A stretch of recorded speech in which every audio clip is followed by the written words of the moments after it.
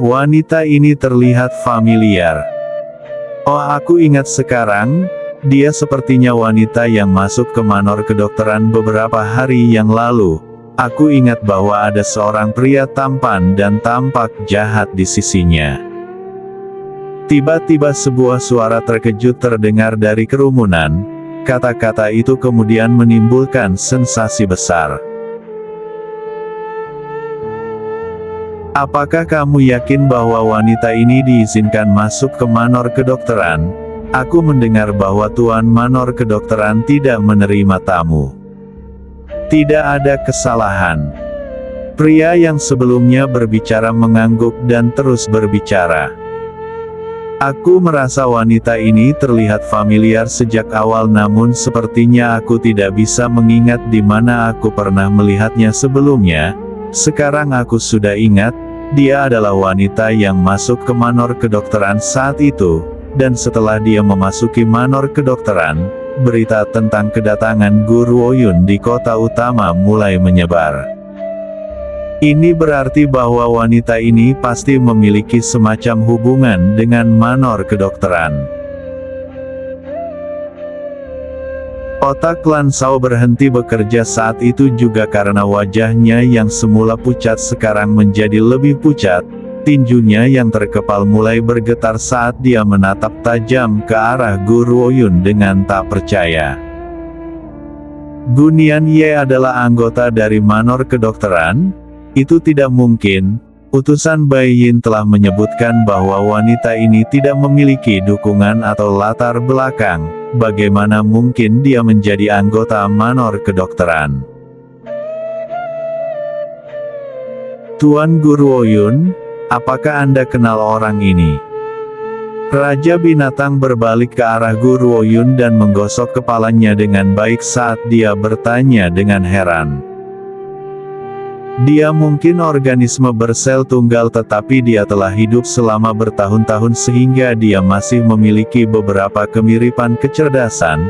Setelah mendengar diskusi di sekitarnya, dia tiba-tiba tercerahkan dan pura-pura heran ketika dia menanyakan pertanyaan itu.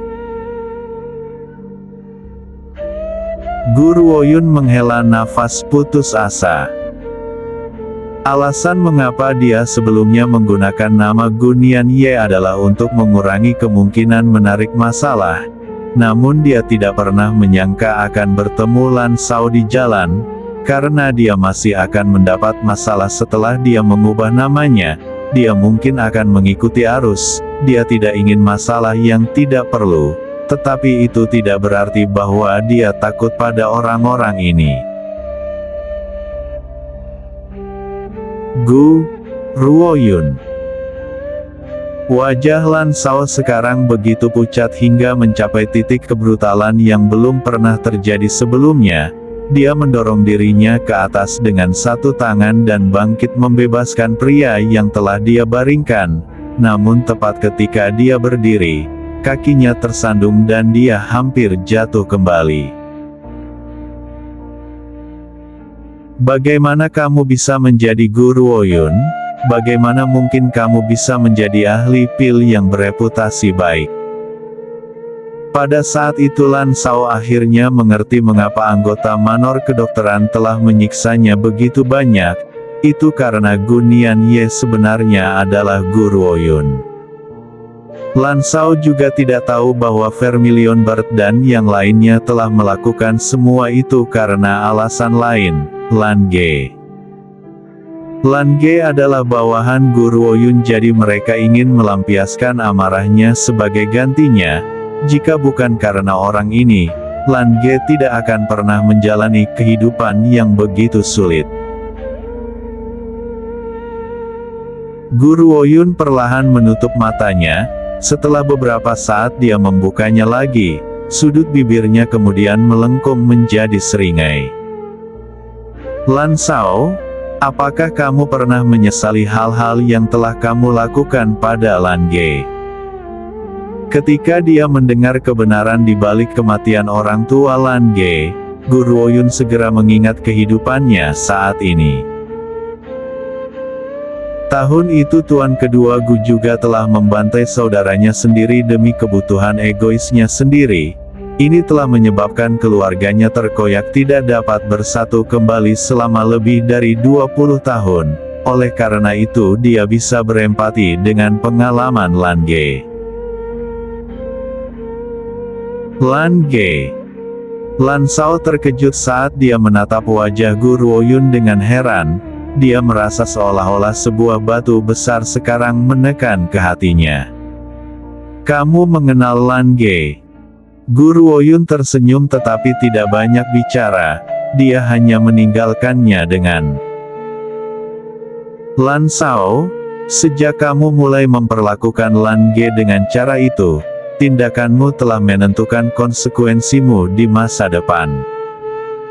Setelah dia mengucapkan kata-kata ini, Gu Ruoyun perlahan berbalik dan menuju ke pemilik kios yang telah diganggu oleh Raja Binatang. Ini adalah harga untuk barang yang dia beli. Gu Ruoyun melemparkan 2 keping emas di depan pemilik kios sebelum dia berbalik ke arah Raja Binatang dengan acuh tak acuh. Kembalikan uangnya. Ah! Raja Binatang merasa sangat enggan tetapi dia tidak berani melawan perintah Gu Ruoyun. Dia mengeluarkan uang itu dan meletakkannya dengan menyedihkan di depan pemilik kios. Pemilik kios menatap penuh terima kasih saat Gu Ruoyun menuju ke manor kedokteran. Aku tidak pernah berpikir bahwa tuan dari manor kedokteran akan berubah menjadi wanita yang begitu lembut dan murni. Ini terlalu sempurna. Namun tuan dari keluarga Lan telah memfitnahnya dengan mengatakan bahwa dia telah merayu pria. Aku benar-benar tidak pernah berpikir bahwa anggota keluarga Lan bisa berpikiran sempit bahkan untuk mengatakan hal seperti itu. Cek. Apakah kamu lupa hal-hal yang Lan Shao akui di depan umum? Bagaimanapun dia telah menyebabkan kematian adik dan iparnya. Bahkan Lan Ge yang masih sangat muda saat itu tidak luput darinya. Lan Shao menuduhnya sebagai pertanda sial yang membawa nasib buruk bagi orang tuanya. Berdasarkan ini, apakah benar-benar ada batasan untuk apa yang akan dia lakukan? Oh tidak, sangat sulit untuk mengungkap wajah asli tuan dari manor kedokteran namun aku lupa untuk menjilatnya. Mungkin aku bisa mendapatkan 1 atau 2 pil. Seketika suara kesadaran tiba-tiba terdengar. Semua orang juga tampak sangat menyesal, mereka lupa meminta pil dari tuan dari manor kedokteran. Ini adalah kesempatan yang bagus dan mereka membiarkannya lolos. Saat Lan Shao mendengarkan diskusi orang banyak, dia melupakan semua kemarahannya. Yang bisa dia lakukan hanyalah menatap Gu Ruoyun dengan tercengang saat dia pergi. Di bawah sinar matahari, ekspresinya sangat pucat dan matanya penuh penyesalan. Wanita ini benar-benar Gu Ruoyun. Aku telah menyinggung orang yang paling ingin aku bantu.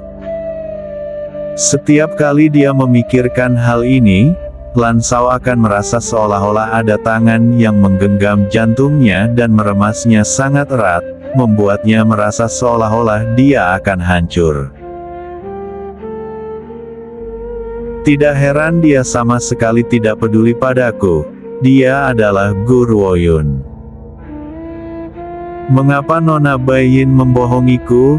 Tidak. Aku harus berbicara dengan Nona Baiyin dan menanyakan situasinya. Lan Shao melihat sekali lagi ke arah yang ditinggalkan Gu Ruoyun sebelum dia meninggalkan jalanan saat semua orang menatap dengan jijik. Dia kemudian bergegas ke kediaman keluarga Lan.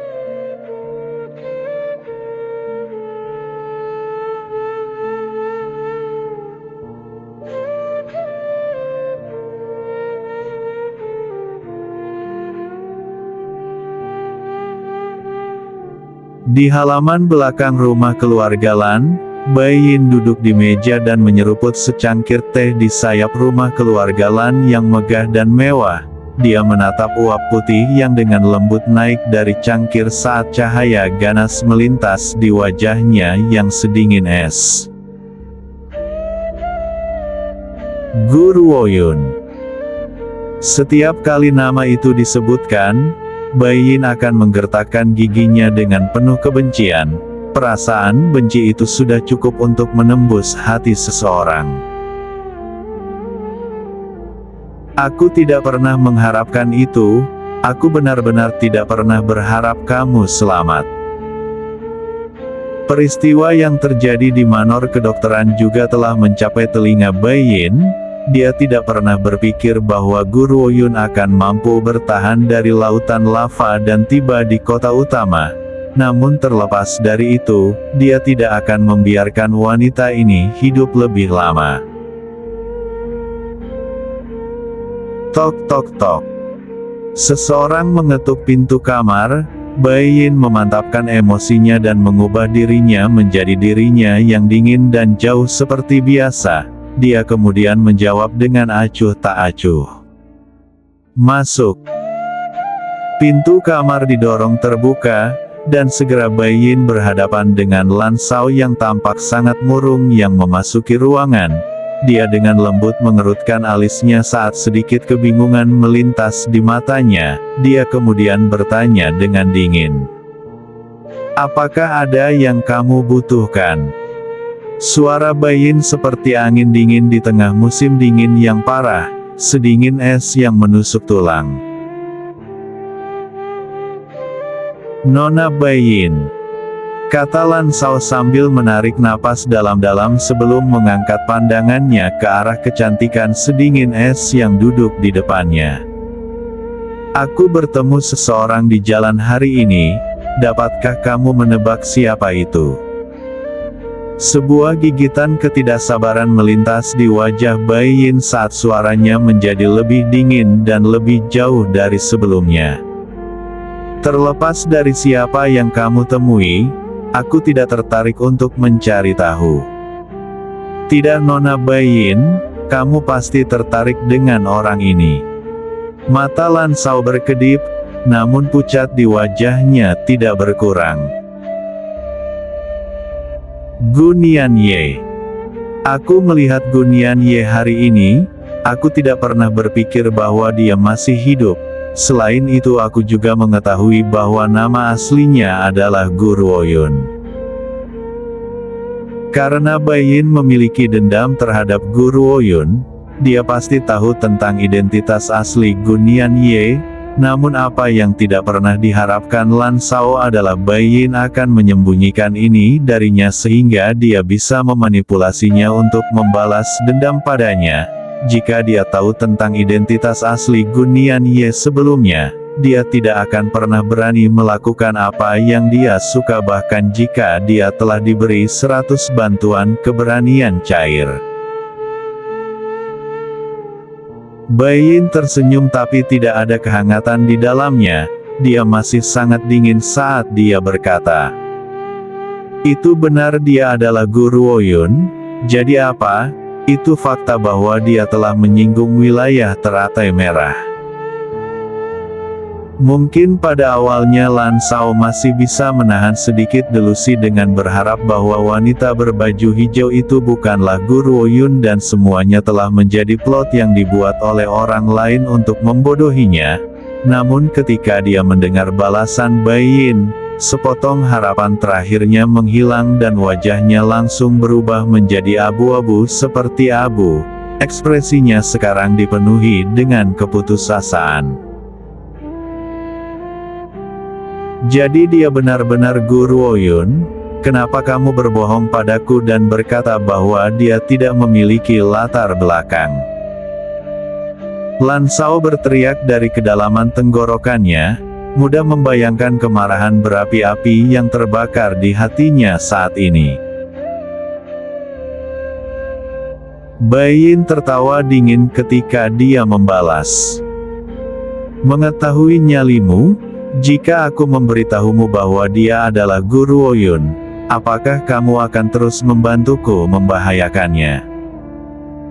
Namun Lan Shao, kamu terlambat menyadarinya, sekarang kamu berada di kapal yang sama denganku, dia tidak akan mungkin mengampunimu bahkan jika kamu ingin turun dari kapal ini.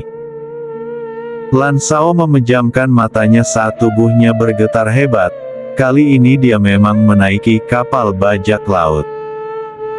Tidak heran Pak Tua Jiang dan Pak Tua Gu masih tetap terikat kehormatan untuk membantunya bahkan ketika mereka berada di bawah ancaman wilayah teratai merah, statusnya benar-benar istimewa. Apa yang harus aku lakukan? Tanya Lan Shao sambil memegang kepalanya erat-erat, ruang di antara alisnya penuh dengan penderitaan dan ketakutan. Dia seorang ahli pil namun aku dengan berani telah menyinggung perasaannya, mengetahui kekuatan daya tarik seorang ahli pil, aku khawatir aku tidak akan hidup lebih lama lagi.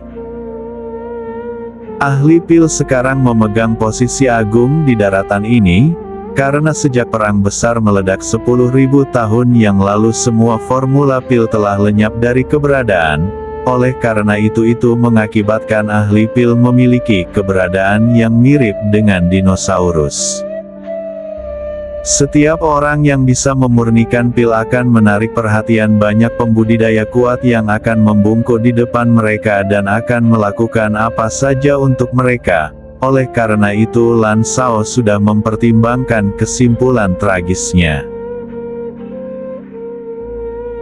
Bai Yin melihat ketakutan di mata Lan Shao dan tertawa dingin dengan sikap acuh tak acuh.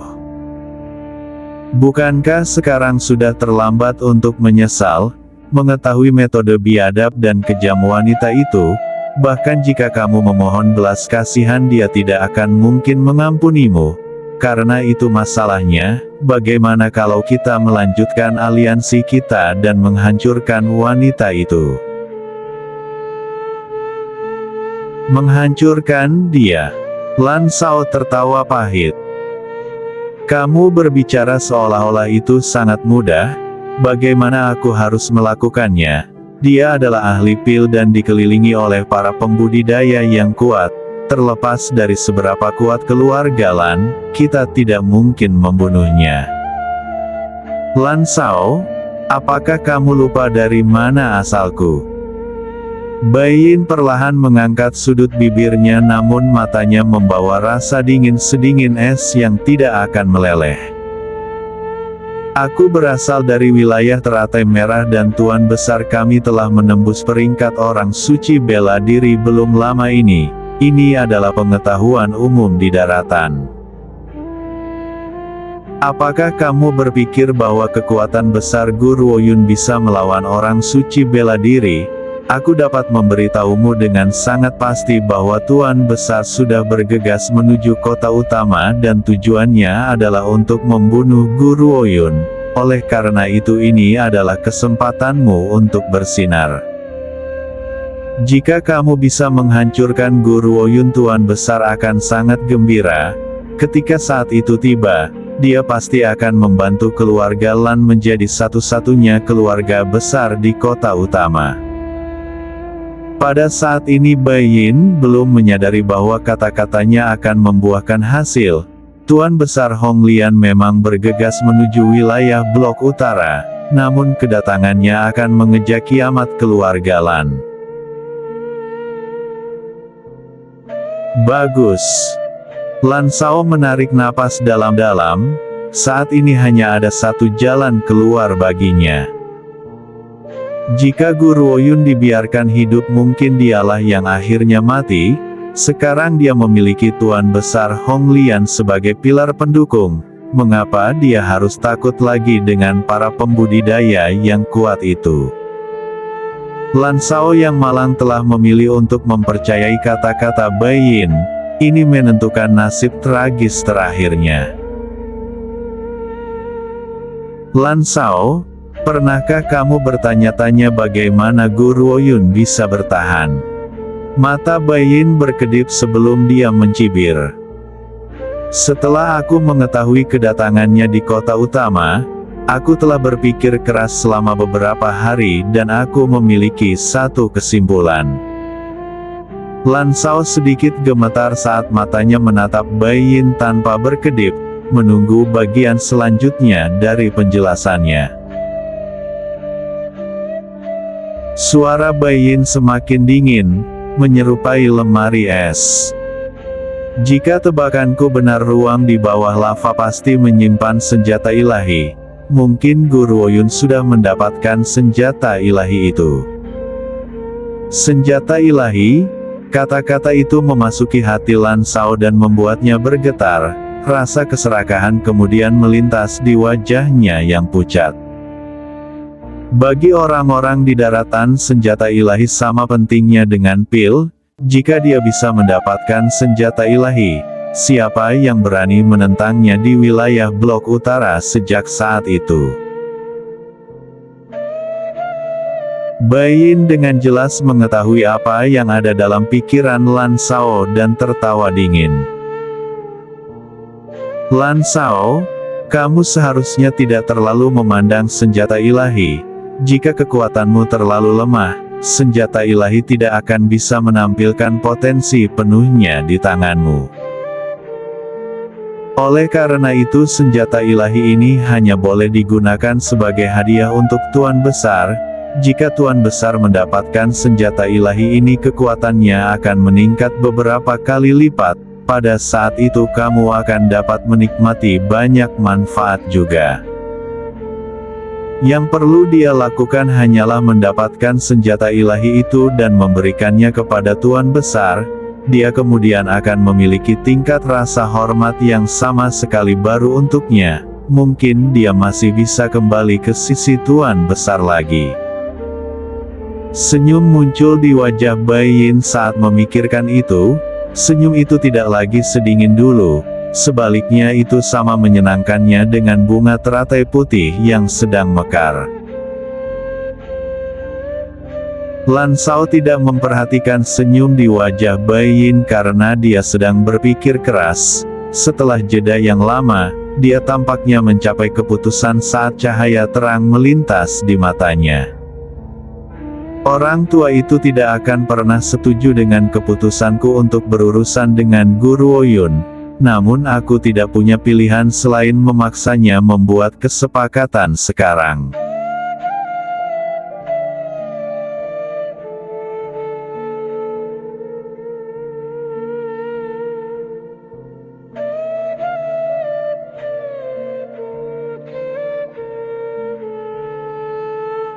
Di aula pertemuan, setelah Lan Shao dan Bai Yin meninggalkan ruangan, mereka mengumpulkan semua orang di keluarga Lan untuk rapat. Bagaimanapun dia telah berhasil menjadi tuan dari keluarga Lan melalui banyak bantuan dari para tetua ini tahun itu, jadi jika dia ingin memaksa orang tua itu, ini adalah satu-satunya cara. Lan Shao, apakah ada sesuatu yang ingin kamu diskusikan dengan mengumpulkan kami di sini? Pada saat ini seorang pria berusia di atas 70 tahun sedang duduk di kursi dengan punggung lurus di ruang pertemuan. Dia mengenakan jubah panjang berwarna biru laut yang membuatnya terlihat lebih energik. Orang tua ini adalah tetua agung di antara para tetua keluarga Lan dan memiliki posisi kedua setelah tuan tua. Sebagai pemimpin para tetua, dia sangat berguna untuk membuat pernyataan. Bahkan tuan tua perlu mendiskusikan berbagai hal dengannya. Penatua, aku yakin kalian semua pernah mendengar masalah tentang tuan dari Manor Kedokteran, Guru Ouyun. Sebuah cahaya terang melintas di mata Lan Shao. Aku sebelumnya telah melayani perintah ayahku dan pergi untuk mendapatkan bantuan Guru Ouyun. Siapa yang mengira bahwa Guru Ouyun memiliki pendapat berlebihan tentang kemampuannya sendiri dan menolak untuk mementingkan 4 keluarga besar di kota utama. Dia bahkan telah menyatakan bahwa dia ingin mencabut 4 keluarga besar. aku tidak akan mendukungnya, jadi aku telah bentrok dengan orang-orang Guru Oyun. Ekspresi Tuan Tua berubah drastis, lagi pula ini bukanlah apa yang Lan Shao katakan sebelumnya padanya. Pada saat itu Lan Shao tidak hanya mengklaim bahwa bawahan Guru Oyun adalah orang sombong yang menginginkan setengah dari harta keluarga Lan, sekarang telah menjadi klaim bahwa kelompoknya ingin mencabut mereka semua. Tidak seorang pun kecuali Tuan Tua yang lebih jelas tentang beban di balik kata-kata itu. Namun apa yang tidak disadari oleh Tuan Tua adalah bahwa setiap kali Lan Shao berbohong jiwanya akan terasa seperti dicabik-cabik, sangat menyiksa sehingga dia hampir ingin meninggalkan tempat ini. Namun untuk melawan Guru Oyun dia akan menanggungnya bahkan jika dia harus mengalami rasa sakit yang luar biasa.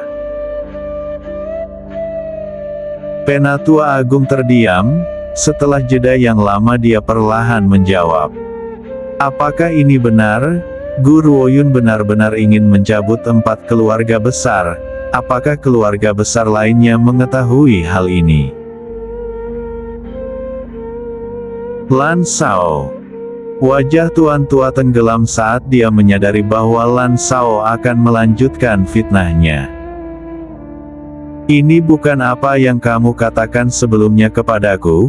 Pada saat itu kamu bahkan tidak berhasil melihat wajah Guru Oyun, jadi bagaimana kamu bisa memastikan bahwa dia benar-benar mengatakan hal itu?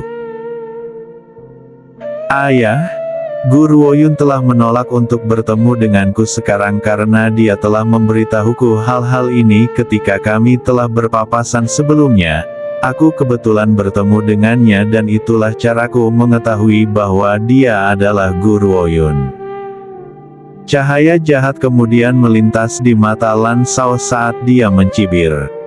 Selain itu, aku juga tahu bahwa Guru Oyun memiliki senjata ilahi di tangannya.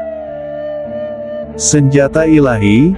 Kata-kata itu seperti sambaran petir yang tiba-tiba meledak di aula pertemuan. Semua orang termasuk Tuan Tua dari keluarga Lan sangat terkejut sehingga mereka hampir lupa cara bernapas. Lan Shao, apakah ini benar? Sebuah cahaya melintas di mata Penatua Agung saat dia bertanya dengan muram. Penatua Agung, aku berani bersumpah bahwa Guru Oyun pasti memegang senjata ilahi di tangannya. Nona Baiyin juga bisa menjadi saksi untuk ini. Selain itu Guru Oyun memiliki dendam terhadap wilayah Teratai Merah. Utusan Baiyin telah memberiku kata-katanya bahwa selama kita bersedia menyingkirkan Guru Oyun, wilayah Teratai Merah akan mengirimkan bantuan kepada kita. Cibir Lan Shao sambil menggertakkan giginya dengan kuat. Para tetua saling memandang. Pada akhirnya, Penatua Agung, orang yang memegang kekuasaan paling besar yang perlahan menjawab. Baiklah, aku sudah mendengar semua yang perlu aku dengar. Lan Shao, kamu bisa pergi dulu. Para tetua akan berdiskusi di antara kami sendiri dan menentukan tindakan selanjutnya dari keluarga Lan. Ya Penatua Agung. Lan Shao mengepalkan tangannya, dan ketika dia berbalik sudut bibirnya melengkung membentuk senyuman licik. Setelah Lan Shao pergi, semuanya menjadi sunyi seketika di ruang pertemuan. Tuan Tua mengerutkan alisnya saat dia mengalihkan pandangannya ke para tetua. Semuanya, aku tidak setuju untuk membuat musuh dari manor kedokteran. Guru Oyun adalah seorang ahli pil. Bahkan anggota lembah angin memperhatikannya. Selain itu dia juga murid Dokter Suci. Menurut sumber yang dapat dipercaya, tertinggi bela diri tampaknya baru saja menembus peringkat orang suci bela diri. Kekuatan satu orang suci bela diri terlalu besar, kita tidak mampu untuk bertahan melawan itu. Penatua Agung tiba-tiba terdiam. Setelah jeda yang lama dia berbicara lagi. Apakah kalian semua tidak mendengar apa yang dikatakan Lan Shao? Guru Ouyun dan wilayah teratai merah memiliki dendam satu sama lain. Jika kita memilih untuk berurusan dengan Guru Ouyun, anggota wilayah teratai merah pasti akan mengirimkan bantuan mereka kepada kita. Selain itu, jadi bagaimana jika Dokter Suci itu kuat? Jika dibandingkan dengan Tuan Besar Hong Lian yang sangat kuat dan juga seorang orang suci bela diri, kekuatan Dokter Suci jauh lebih rendah. Aku setuju dengan kata-kata Penatua Agung. Dokter Suci mungkin kuat tapi dia jauh dari wilayah blok utara. Jika kita membunuh Guru Ouyun dan mengambil senjata ilahi sebelum dia tiba, dia tidak akan cocok untuk keluarga Lan, terutama jika kita memiliki senjata ilahi di tangan kita. Penatua lain mengangguk saat dia setuju dengan Penatua Agung. Kerutan di antara alis Tuan Tua semakin dalam saat dia menjawab dengan acuh tak acuh. Aku merasa bahwa pencapaian masa depan Guru Ouyun tidak akan berhenti di sini. Dia akan menjadi lebih kuat, dan jika keluarga Lan benar-benar ingin menjadikan dia musuh, kita akan menyesalinya.